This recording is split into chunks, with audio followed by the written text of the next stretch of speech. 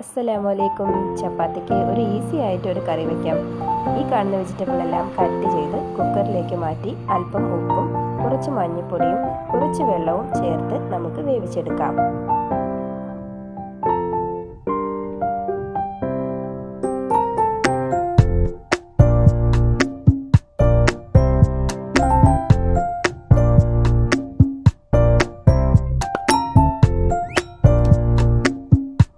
അതിനുശേഷം ഒരു പാനിൽ അല്പം ഓയിൽ ഒഴിച്ച് കുറച്ച് പെരിഞ്ജീരകം, കുറച്ച് കറിവേപ്പില എന്നിവ ചേർത്ത് പൊട്ടിക്കാം.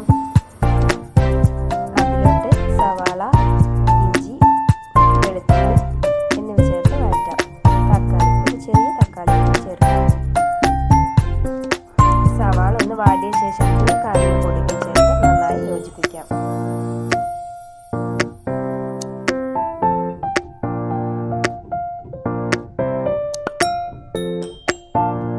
ആവശ്യത്തിന് വെള്ളം ചേർത്ത് ഒന്ന് തിളച്ച ശേഷം മൂടി വെച്ച് ഒന്നുകൂടി തിളപ്പിച്ച്